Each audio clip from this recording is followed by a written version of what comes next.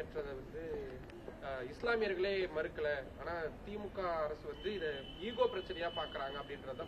Ego பிரச்சனையே இல்லைங்க. கோயிலுக்கும் அந்த வழிபாட்டு நம்பிக்கைகளையும் சிதைக்கக்கூடிய வகையில ஒரு ஒரு அளவீட்டு கல், ஒரு சர்வே கல்லு மேல போய் தீபம் ஏத்தணும்னா இதுதான் இந்துக்களுடைய மனசை புண்படுத்தக்கூடிய ஒன்று. தேவையில்லாம எதுக்காக ஒரு ஆங்கிலேயர்கள் காலத்துல வைத்த ஒரு கல் மேல கோயிலுக்கும் அதுக்கும் சம்பந்தம் கிடையாது. வழி வழியாக நாம பயன்படுத்தி கொண்டிருந்த தீப கல்லும் இல்லை.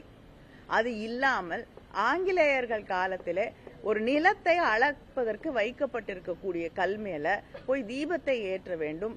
தீப திருநாள் முடிந்த பிறகு ஆகம விதிகள் என்று அடிக்கடி பேசிக் கொண்டிருக்கக்கூடியவர்கள் அந்த ஆகம விதிகளை எல்லாம் குழி தோண்டி புதைக்கக்கூடிய வகையில அதுக்கு அடுத்த நாள் கொண்டு போய் தீபத்தை ஏற்றுவது என்பது அதுதான் இந்துக்களுடைய மத நம்பிக்கை இருக்கக்கூடிய ஆகம விதிகளின் மீது மாறாத நம்பிக்கை வைத்திருக்கக்கூடிய பல இந்துக்களுடைய மனங்களை புண்படுத்தக்கூடிய ஒன்று ஆக அதுதான் மாறுகிறது. அதனால யாருடைய மனதையும் புண்படுத்தக்கூடிய வகையிலே தமிழ்நாடு அரசு நடந்து கொள்ளவில்லை.